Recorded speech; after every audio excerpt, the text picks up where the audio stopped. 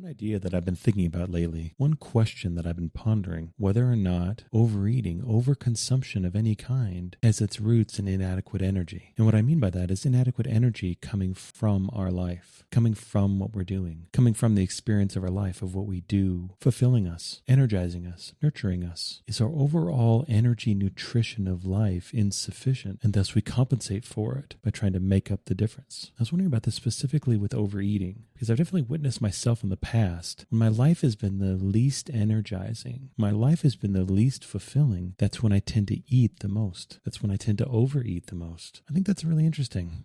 At least from the metaphor, or just the symbol of energy. Because from a physical perspective, how does our body get energy? Well, it's from the food we eat. And so is there a very simple calculus going on here, a very simple equation that's being run of if I feel de-energized, if I feel kind of burned out, if I just don't feel passionate or motivated or really even all that engaged or enriched by my own life, can I overcome this through upping my consumption? Obviously, there's a lot of emotional issues involved with food as well, especially the more hyper palatable it gets, the sweeter it gets, the more delicious it gets, the more rich it gets. There's definitely a parallel with emotions, with compensating or even trying to cover up feeling bad for different sorts of reasons. But I think it's also interesting to ponder this idea of energy, this idea of looking at our life and asking ourselves, is my life actually energizing? Is my life actually fulfilling, or is it? Do I finish every day or most days just feeling completely wrung out, completely run over, depleted, and just kind of ground down to a nub, which I then have a fixed amount of time before the next day to try to refill, to try to correct this, to try to compensate for it. So I think we've all had the experience when we're really engaged in something, when we're really in something, when we're really living our life and feeling alive, oftentimes food is the last thing we think about. We can forget meals altogether because we're so engaged in what we're doing, because we're so energized in what we're doing. And so when we think about our food choices, when we think about our overall level of food consumption, is part of the equation come back to or redound to the amount of energy that we're getting from our life. Are we trying to supply all the energy of our life through our food? Or maybe it's not food we overindulge in. Maybe it's some sort of stimulant. Maybe it's some sort of manic activity. Maybe we feel compelled to exercise 4 hours a day. But whatever it is, it's important, I think, to look at the in and out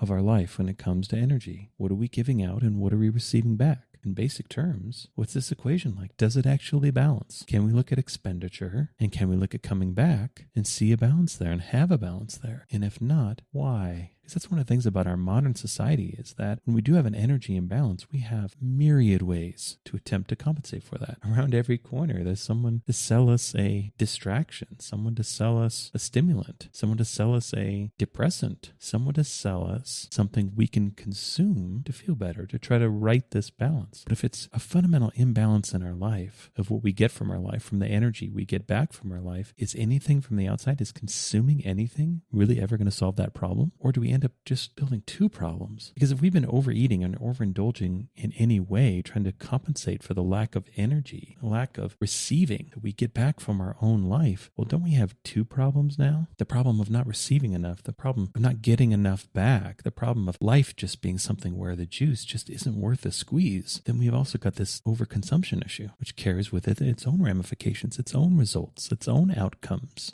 I think this is just something interesting to think about, or at least interesting to think about that a good life is lived in balance. That a lot of times, this may be a bit oversimplified, but we can do ourselves a lot of good by rooting out the imbalances in our life. That if we seek and strive for balance in all things, our lives will tend to be better. That just seems to be true. That just seems to be real. That seems to be self-evident. Versus the more our lives are out of balance, the more we'll lean on various compensatory strategies, trying to bring ourselves back into balance. That's the guiding dominant homeostasis of our beings, of our bodies, of our physiology, always working, tirelessly working, endlessly working to try to maintain balance. And so if we are in any aspect of our life, oftentimes our bodies will try to rectify that, will try to reconcile this, will try to right this balance through some other means. And whatever our bodies can't do internally, they will attempt to do externally. And so if we have an issue of overconsumption in our life, we have an issue where we find ourselves not able to do what we need to do without overconsuming, at the very least, it's worth looking at what we're doing and asking ourselves why what we're doing isn't nourishing enough for us as it is. Why we're creating a deficit, why we're creating this deep hunger. Because oftentimes when we overconsume, it's not due to a hunger for what we're consuming. It's due to some other unmet need, something deeper within ourselves, some deeper hunger, some deeper desire, some deeper longing, aching from within us that is desperate to be filled, desperate for attention, desperate to be made to feel better. And of course, we can demonize our overconsumption. We can castigate and judge ourselves, but oftentimes this judgment really separates us from the solution. If we're not really willing to fully look at a problem and to fully look at a problem as objectively and with as much understanding as we can, then oftentimes we'll actually separate ourselves from the solution. We'll seek snap judgments. We'll use our own biases and prejudices and overall judgments to lead us astray. Oftentimes we can do this. We can form these decisions to comport to a narrative that we already held about ourselves. We can use our overconsumption as validation for what we feared all along, that we actually aren't good enough, that there actually is something wrong with us, that we actually are flawed or broken or frayed in some fundamental way. But I think we can see through this line of thinking, this only exists when we're looking at ourselves from the outside in. We're looking at ourselves from the top down, when that's not how life actually happens. Life is flowing through us from the inside out. Life is expression versus these opinions of ourselves are impression of how we're taking the outside and bringing it internal, instead of looking at our insides and seeing how they are expressing themselves externally. Life always moves from the inside out. Growth always happens from the inside out. Progress always happens from the inside out. That's just the way it seems to work, through even a base level of observation. And if we find ourselves trapped by overconsumption, or if we just find that we're not really able to create change, like one of the things I've struggled with is for a long time, I didn't feel like I could lose weight and be creative at the same time. That one of those things had to give. That in order to be quote unquote creative, in order to create some sort of change, to do something new, I had to be adequately and pretty thoroughly nourished and fed all the time. Versus obviously the thing with any kind of weight loss program is there has to be a deficit in there somewhere. Maybe not so much from a calorie counting perspective, but there has to be a void. There has to be a negative. There has to be less than what was before, because in its full state caused the problem of overweight to begin with. So if in our full state we find ourselves overweight, then we have to act less than our full state in order to change that. And this doesn't have to be done in a punitive or punishing way. This doesn't have to be done in a way where we're depriving ourselves, where we're starving ourselves. Quite the opposite, actually. I've never really found deprivation or any sort of starving to work over the long term. In fact, that usually just brings on its own set of problems. But we do have to shift to a place of where we are consuming less. That's real. And so if we're trying to move to a place where we're consuming less, it's important to look at, well, what are the forces causing me to consume in the first place? And is my overconsumption not just a character flaw, not just a validation that I'm a bad person or a weak person or what have you, but am I actually doing it for a reason? In my experience, probably, usually, that in my experience, that when we're balanced, when we're feeling good, when we're healthy, we don't overconsume. That in my experience, overconsumption has always been a symptom of a problem, of a need, of a deficit somewhere else. And that's a good thing to know. That's a good thing to keep in mind, because at the very least, it keeps me from turning to very swift self-judgments and recriminations against myself, against castigating myself for why don't I have the willpower? Why am I not strong enough to do this or that? Well, sometimes these voids within us are overwhelming. They're overwhelming forces. Like one of my first jobs out of college was horrible. It was one of those things where it felt like every day was a week, every week was a month, and so on and so forth. It was just this alternate reality that I stepped into where not only did all of the sparkle of life completely melt away, but time seemed to nearly stand still. And I remember vividly during this time, I had gained quite a bit of weight, and I'd find myself coming home and not only overeating, but the food choices I was making were just bananas. Heaping plates of rice and pot stickers and maybe some ice cream afterwards, and just carbs on carbs on carbs on carbs. And the more palatable, the better. The sweeter, the better. The more starchy, the better. And I remember at one point I was talking to my wife about it, and she was in a very loving way, kind of looking a little side-eye at my choices and kind of being like, really? That's really what you're having for dinner? And I just said to her, well, something's got to give. And the profanity of that statement didn't really hit me in the moment. That was about 20 years ago, and I still think about that. I still think about that from the perspective of something's got to give. But yeah, these aren't great choices on this plate here. I'm not really being any kind of nutrition role model right now, but I'm doing this for a reason. I'm doing this because my existence of this job that is just extracting every bit of life force from me, every moment I'm there, it seems, I have to try to recoup that. I have to try to replenish that. The situation is too draining for me not to try to recover that lost energy, that lost life energy through my own consumption. And so at the very least, maybe this doesn't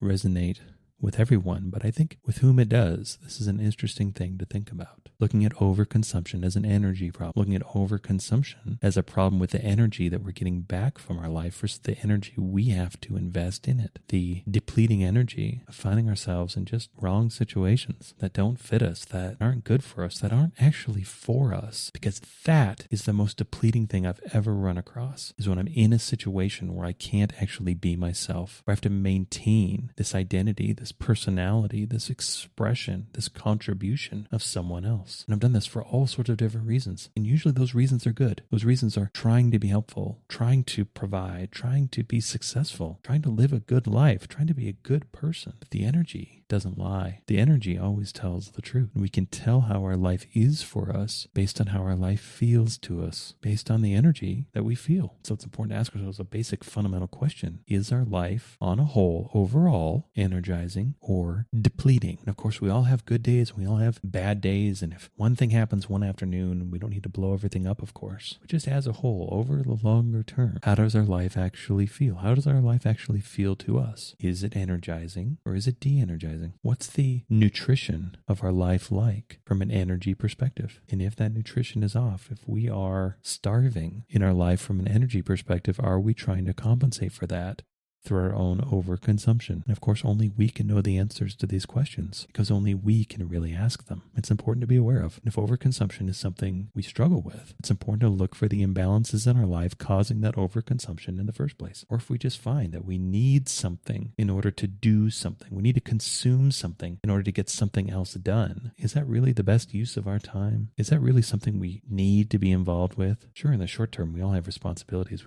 We all have to do what we have to do. But over the longer term, is the activity of my life de-energizing to me in order to tell me that I'm not really living the life that's really for me? I'm doing things that aren't really for me. I'm doing things that aren't really mine. And yes, especially over the short term, sometimes this is required. But over the long term, the best life tends to be the one that is in most congruence with who and what we really are. And one of the easiest ways to tell whether we're in that congruence or not is the energy. Is this energizing or is this de-energizing? Do I feel satiated or do I feel starving? It just seems to me anyway, this is one of those areas of life where awareness can be particularly handy, can be particularly helpful by not abiding in balance, by not abiding being de-energized, demotivated, worn out, exhausted, burned out. Take these things as feedback. Look for where the missing energy in our life is. Look at what in our life is depleting us and then do our best to do something about it. Do our best to transition either the situation, because sometimes the energy of a situation can be completely changed through flipping our own energy around it. Sometimes actually nothing has to change in our life, but we change and then everything is different. And then sometimes we do need to seek new circumstances, new situations, but we'll only know if we'll try. And we can start with ourselves. We can start with our own awareness. We can start with being aware of our own hungers. We can start being aware of where we feel de-energized. We can pay attention when we feel depleted.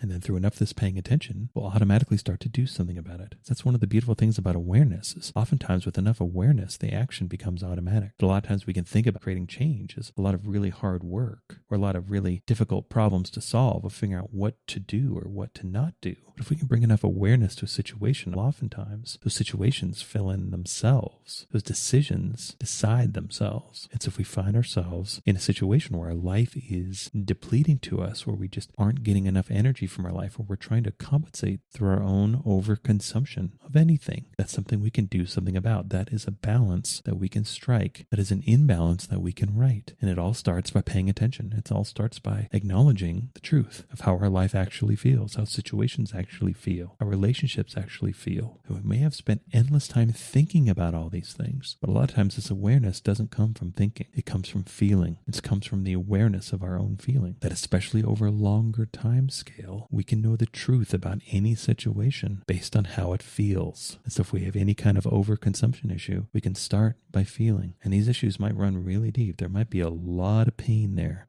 There might be a lot of fear there. There might be a lot of trauma there. At the very least, at a starting point, we can look at our life and ask ourselves if we struggle with overconsumption. Is part of that issue of overconsumption an imbalance of energy, an imbalance of the energy that we get back from our life versus the energy that we have to expend in order to live it? And if so, we can start on the road of making different choices. Just being aware of that, if that's true, is enough, because we can move forward. We can move forward in our own lives, creating change by seeking to strike a balance between the energy that we expend and the energy that we get back. I hope you enjoyed this episode. All episodes are given freely. If you feel inspired to give, please visit theunionpath.com/donate. If you have a question, you can contact me at theunionpath@gmail.com. Take care and all the best.